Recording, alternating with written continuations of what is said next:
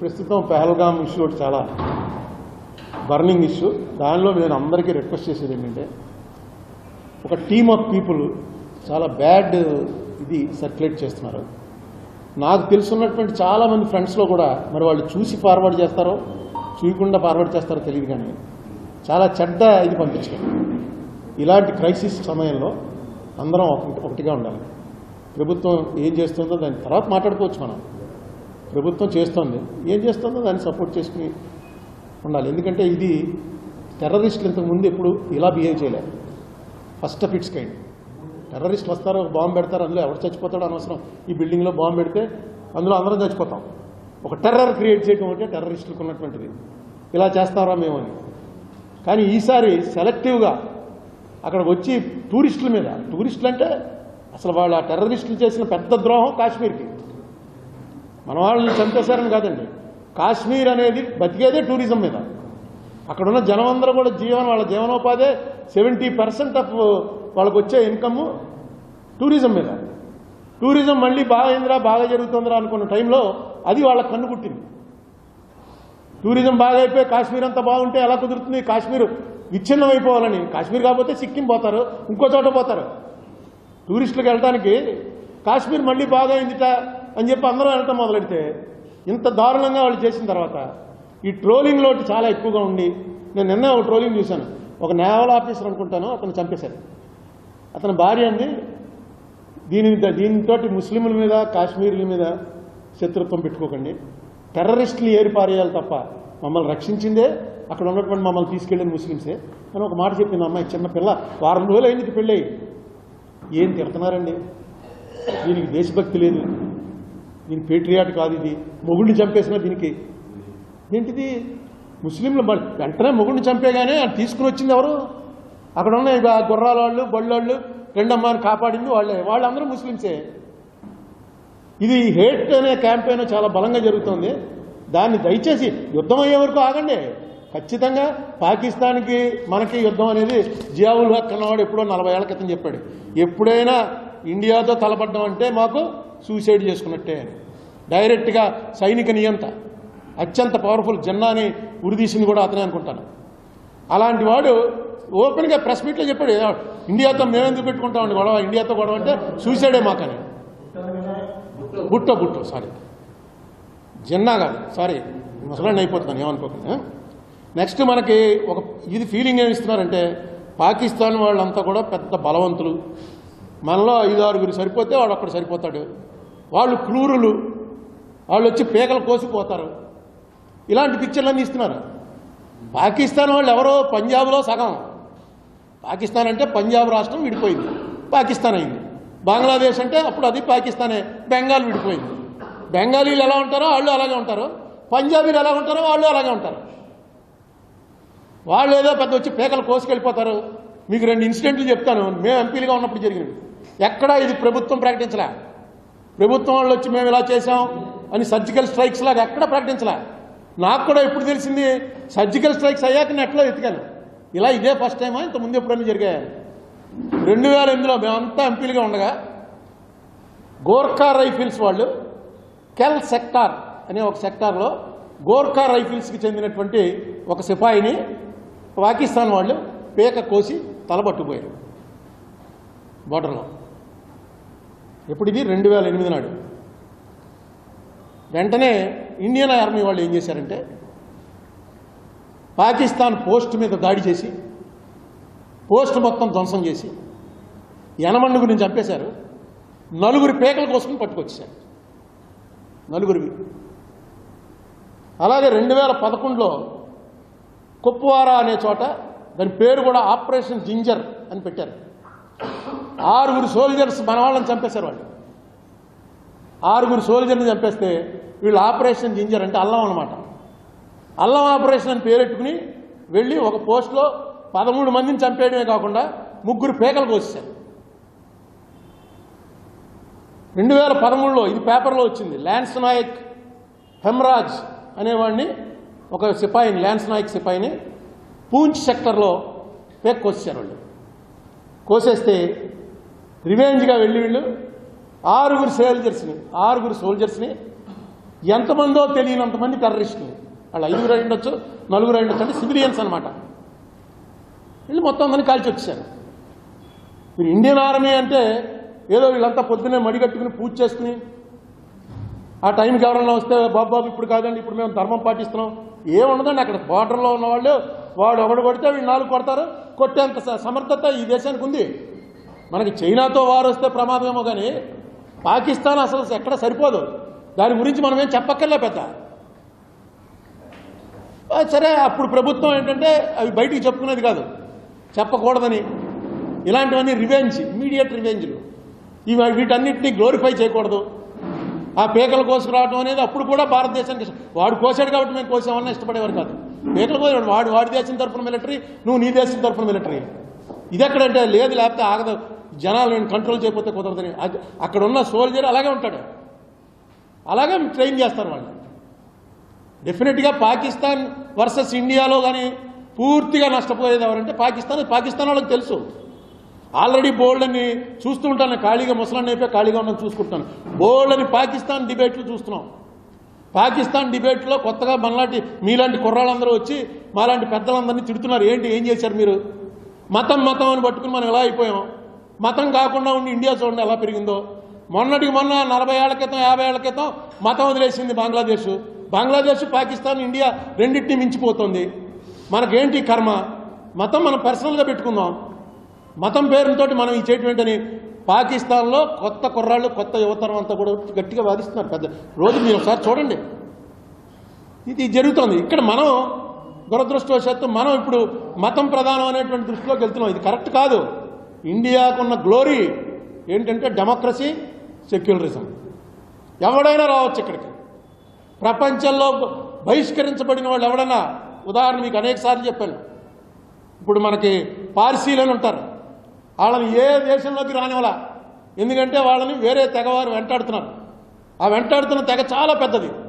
ఈ పార్సీలు అన్నవాళ్ళు ఇరాన్ నుంచి పారిపోయి షిప్లో వచ్చి ఏ దేశం దగ్గర కబురెట్టినా మీ దేశంలో షిప్ పెట్టుకుంటా ఉంటే నో క్వశ్చన్ లేదు.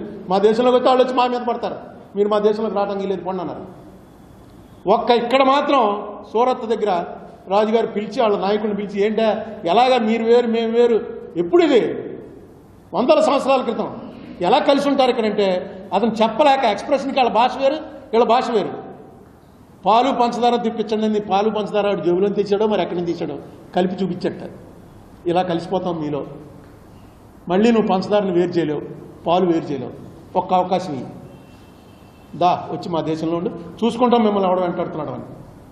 ఆ పార్సీలు అలా మనం చెప్పి తీసుకొచ్చిన పార్సీలు వాళ్ళ వల్ల ఈ దేశానికి ఎంత మంచి జరిగిందంటే, మొట్టమొదటిసారిగా ఇండియాలో జరుగుతున్న అన్యాయం బ్రిటిష్ పార్లమెంట్లో దడదళ్లాడించిన వాడు దాదాబాయి నౌరోజీ పార్సీ. ఈ దేశంలో విప్లవం తీసుకొచ్చాడు. ఏది? పారిశ్రామిక విప్లవం. జంషెడ్జీ టాటా పార్సీ. ఈ దేశంలో ఏ మిలిటరీ వాడికి రానంత గ్లామర్ ఉన్న మిలిటరీ మ్యాన్ ఎవడో మానెక్ షా పార్సీ. అలాగే హోమీ బాబా అణు విద్యుత్తు ఎవరు? పార్సీ. మన ధర్మం ఏం నమ్ముతుందంటే, మనం ఒకడికి ఉపకారం చేస్తే దేవుడు వాడి ద్వారా 10 రెట్లు ఉపకారం చేస్తాడు మనకి. మనం నమ్ముతాం. మనం ఎవడో తెలియని వాడన్నా కష్టంలో ఉన్నాడంటే మన అందరికీ ఉంది ఈ దేశంలో. అది సనాతన ధర్మం మనకి ఎక్కించేశారు. అది కష్టంలో ఉన్నవాడిని కాకొచ్చి చూసి అట్లీస్ట్ జాలి పడకపోతే మనకే గిల్టీగా ఉంటుంది. ఏమి చేయలేకపోయాం, కానీ కనీసం మనకు బాధ కలగలేదు ఎట్లా. దాన్ని మార్చే ప్రయత్నాలు జరుగుతున్నాయి. దయచేసి ఈ సమయంలో ఉత్తునే నాకు తెలిసిన బాగా చాలా క్లోజ్ ఫ్రెండ్స్ కూడా ఏంటో అలా పోతున్నారు అందులోకి. ఇది ఒక పెద్ద ఇది ఫార్వర్డ్ చేయటం దేశభక్తి అనుకుంటున్నారు ఏంటో కాదు. దేశభక్తి అంటే ఏంటంటే ఈ దేశం ఎలా పటిష్టంగా ఉండాలని ఆలోచన చేయండి. అందరం కలిసి ఉంటేనే పటిష్టం. ఈ మధ్య కొత్తగా మొదలెడుతున్నారు. ఏమని ఇక్కడ ఎందుకు ఉంచామండి? ఇప్పుడు పాకిస్తాన్లో హిందువులు ఎంతమంది ఉన్నారు? 1% ఉన్నారు. ఇండియాలో 12% ముస్లిమ్స్ ఎందుకు ఉండాలండి? వీళ్ళని పంపించేయండి పాకిస్తాన్. ఇది ఒక పెద్ద లెక్క వేసి పంపిస్తారు. వాళ్ళకి తెలియనటువంటి విషయం ఏంటంటే, పాకిస్తాన్ అనేది ఇండియా నుంచి విడిపోయి ఏర్పడలా, పంజాబ్లోంచి విడిపోయి ఏర్పడింది. పంజాబ్లో ముస్లింలు ఎంతమంది ఉన్నారు చూడండి, ఎవరు లేరు, 1% కూడా లేరు. ఇక్కడ లెక్కేస్తాడు. మన రాజమండ్రిలో మన సాహిబులు ఏం చేశారు? పంజాబ్లో విడిపోయారు, దెబ్బలాడుకున్నారు, చచ్చారు, కొట్టుకున్నారు, చాలామంది చచ్చిపోయారు. అలాంటి మళ్ళీ ప్రపంచంలో జరగల అంత దారుణమైనటువంటి మైగ్రేషన్. మర్డర్లే కనబడితేనే అక్కడ పంజాబ్లో అసలు ఒకరిని ఉంచలేదు, వాళ్ళు కనీసం 1% ఉంచారు. ఇది ఏంటంటే మామూలు జనాలకి బాగా ఎక్కుతుంటాయి. అవునండి, నిజమే కదండి, మనకి ఇక్కడ ఎందుకు వాళ్ళు ఉంటే నీకు నష్టం ఏంటి? ఈవేళ రాజమండ్రిలో నిజంగా నాకు తెలుసు వైభవంగా బతికినటువంటి ముస్లిమ్స్ నాకు తెలుసు, ఎందుకంటే మా క్లాస్మేట్స్ అందరూ ముస్లిమ్సే. ఈవేళ వాళ్ళ పరిస్థితి ఏంటో తెలుసు.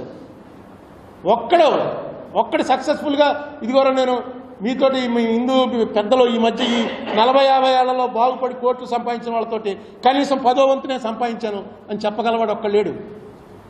బజార్లో ఆస్తుల్లో 30% ముస్లిమ్స్గా ఉండే వేళ ఏమీ లేదు.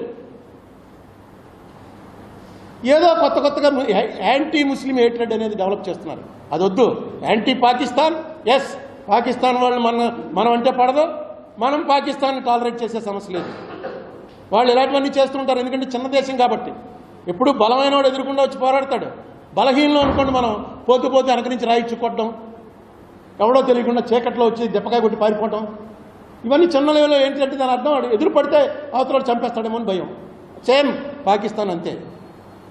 వాళ్ళు మొన్న చేసిన టెర్రరిస్ట్ యాక్టివిటీ అన్నది ప్రపంచం అంతా ఖండిస్తోంది. ముఖ్యంగా ముస్లిం దేశాలు ఖండిస్తున్నాయి, ముస్లిం దేశాలన్నీ ఖండిస్తున్నాయి. ఇంకో విషయం మీకు తెలియదు ఏంటంటే, ఇండియాలో ఒక్కచోట హిందూ మతం ఉందనుకోకండి. ఇండోనేషియా అనేటువంటి దేశం ఒకసారి చూడండి. ఇండోనేషియా అనేటువంటి దేశం పూర్వం మన వాళ్ళే ఉండేవారేమో, పూర్తిగా ఇస్లామిక్ దేశం అయిపోయింది. ఇండోనేషియాలో ఉన్నంతమంది ముస్లిమ్స్ ప్రపంచంలో ఏ దేశంలోనూ లేరు. ప్రపంచం మొత్తం మీద హైయెస్ట్ నెంబర్ ఆఫ్ ముస్లిమ్స్ ఉన్న దేశం ఇండోనేషియా. వాళ్ళ ప్రధాని, ప్రెసిడెంట్ అందరూ ఎప్పుడు ముస్లిమ్సే ఉంటారు. మన 3 సింహాలలాగా వాళ్ళ సింబల్ ఏంటో తెలుసండి? మన 3 సింహాలు ఎలాగో వాళ్ళ సింబలు గరుడ. గరుడ అంటే శ్రీ మహావిష్ణువు వాహనం. దాని గరుడ కూడా వేరే పేరు కాదు, గరుడే దాని పేరు. వాళ్ళ కరెన్సీ నోట్ల మీద వినాయకుడి బొమ్మ ఉంటుంది. దేవుడి కింద చూస్తారు వాళ్ళు. ఇస్లాం తీసుకున్నారు. వాళ్ళు చేయడం నమాజ్ చేస్తారు, మసీదుకి వెళ్తారు. వాళ్ళ పాత పోగొట్టుకోలే. అక్కడ రామాయణం, భారతం, థాయిలాండ్లో ఇక్కడ ఎవరన్నా బ్యాంకాక్ వెళ్ళిన వాళ్ళు ఉంటే బ్యాంకాక్ ఎయిర్పోర్ట్లో ఇలా దిగ్గానే మనకు కనిపించేది. మనకి ఇండియాలో అక్కడ కనిపించదు. పెద్ద ఈ బిల్డింగ్ అంత విగ్రహం, ఈ బిల్డింగ్ అంత ఉంటుంది విగ్రహం, పెద్ద విగ్రహం. ఇటేపు ఒక 30 మంది, అటేపు ఒక 30 మంది. ఏంట్రా అని అలా చూస్తే నాకు గుర్తొచ్చింది క్షీరసాగర మదనం. మధ్యలో ఏమో శ్రీ మహావిష్ణువు ఉంటాడు, పెద్ద సర్పం, ఇటు రాక్షసులు కూరలు ఏవో పెట్టారు, ఇటేమో కిరీటాలు పెట్టి దేవతలు లాగుతూ ఉంటారు. క్షీరసాగర మదనానికి థాయిలాండ్కి ఏంటంటే సంబంధం? అది కట్టింది ఎప్పుడు ఈ మధ్యనే, కొత్తది. వాళ్ళది కూడా ఇతిహాసం మందే, వాళ్ళ పురాణాలు మనమే. మంది ఓల్డెస్ట్ సనాతన ధర్మం అంటే ఎప్పుడు పుట్టిందో తెలియని ధర్మం. సనాతనం అంటే ఎప్పుడు వచ్చిందో తెలియదు, ఎవరు చెప్పారో తెలియదు. అది సనాతనం. మిగతా ధర్మాలన్నీ సంవత్సరాలు గడిచి పురాతన ధర్మాలు అయ్యాయి, కానీ సనాతన ధర్మం మనది ఒకటే. దీన్ని మరి ఎందుకు దీన్ని పొల్యూట్ చేసే ప్రయత్నాలు జరుగుతున్నాయో నాకైతే అర్థం కాలేదు. ఈ ప్రపంచం అంతా అంగీకరించే టైంలో ఇవాళ ప్రపంచం అంతా అంగీకరిస్తోంది. మీకు ఎప్పటి నుంచి మనల్ని ఫాలో అవుతూ వస్తున్నారు ఒకసారి చూడండి. హిరోషిమా నాగసాకి మీద బాంబు వేసాడు. ఆ బాంబు వేసిన వాడికి అసలు ఇక్కడ ఇండియా అనే దేశం కూడా అప్పుడు ఎక్కడుందో వాడికి తెలియని పరిస్థితి. ఇండియా అనే ఎక్కడ ఉంటుంది. ఇప్పుడు మన ఆఫ్రికాలో దేశాలు మనకు ఎలా తెలీదో అలాంటిది సాఫ్ట్వేర్ రాకముందు ఇండియా ఉంది ఎక్కడో అని. అలాంటిది వాడిని నీకేమనిపించిందా అని అడిగితే మీడియాతో ఏం చెప్పాడు తెలుసండి? నాదే ఉందండి అని భగవద్గీతలో శ్లోకం చదివాడు. భగవద్గీతలో శ్లోకం చదివి మొత్తం చంపేసేవాడు, పేల్చేసేవాడు, పేలగొట్టేసేవాడు, విధ్వంసం చేసేవాడు అన్నీ కూడా భగవంతుడే. వాళ్ళు ఆశ్చర్యపోయారు, ఇదేంట ఏదో బాగా చెప్తున్నట్టు మేము అడుగుతుంటే ఇది ఇప్పుడుది కాదు, ఓల్డెస్ట్ ఇండియాలో చదివే భగవద్గీతలో శ్లోకం ఇది. మీరు ఒకసారి కొట్టండి నెట్లో. ఇవన్నీ అంత దీన్ని మిగతా మతాల్లాగే మంది ఒక మతం. వాడు చర్చికి వెళ్తాడు, వీడు మసీదుకి వెళ్తాడు. మన పిల్లలను కూడా తీసుకెళ్ళి గుడి అలవాటు చేయండి. మనకు ఎవడ అలవాటు చేసాడండి? మనమే హిందువుల నుంచి అందరూ జాయిన్ అయిపోతారా? ఏదో కారణం ఉంటే. ఇప్పుడు నాకు తెలిసి నా 70 ఏళ్ళ జీవితంలో ముస్లిం అయిన వాడు క్లాషెస్ క్లే అన్నవాడు ఎవరు? మొహమ్మద్ అలీ అనే బాక్సరు. ఇక్కడ మనకి రెహమాన్ మ్యూజిక్ డైరెక్టర్. ఇంకెవడు చెప్పండి, నాకు తెలియదు ఎప్పుడయ్యారో ముస్లింలోకి. క్రిస్టియన్స్ చాలామంది కన్వర్ట్ అవుతున్నారు. కారణాలు ఉన్నాయి దానికి. నమ్మారు వాళ్ళు. నమ్మడానికి బ్యాన్ లేదు మనకి. హిందూ మతంలో బ్యాన్ ఏం లేదు, నువ్వు నమ్మకూడదు వేరే మతాన్ని. నమ్మారు. అక్కడికి వెళ్ళానండి, ఆవేళ చర్చి దగ్గరికి వెళ్ళానండి, వెళ్ళి దేవుడా ఏంటిదంటే అప్పుడు దాకా మనసులో ఉన్న బాధ అంతా పోయిందండి. చర్చికి వెళ్తున్నాను, ఏంటి తప్పేంటి అంటాడు. అదే బాప్టైజ్ ఎవరు ఏమవరు, క్రిస్టియన్స్ అంటాను, నేను క్రిస్టియన్ అండి ఏంటి. మరి ఎందుకు దీని మీద ఈ ద్వేషం అనేది పెంచడం దయచేసి ఇటువంటి టైంలో క్రైసిస్లో. ఇది క్రైసిస్, కాశ్మీర్ బాగుపడిపోయింది అనుకున్నాను నేను. ఎందుకంటే వెళ్ళిపోతారు అంబానీ ఆదానీ వీళ్ళందరి చేత పెట్టుబడులు పెట్టిస్తారు, అక్కడేవో మంచి మంచి ఇవి కట్టిస్తారు, కాశ్మీరులకి ఏవేవో ఇస్తారు. ఇవన్నీ మోడీ గారు చెప్పారు. మోడీ గారు వాళ్ళ పార్టీ ఏర్పడిందే కాశ్మీర్ గురించి కాబట్టి ఖచ్చితంగా ఇంకా కాశ్మీర్లో ఈ యాక్టివిటీస్ని ఎలాగోలా ఆపేస్తారు అనుకున్నాం. కానీ ఇది చాలా చాలా పెద్ద ట్రాజడీ.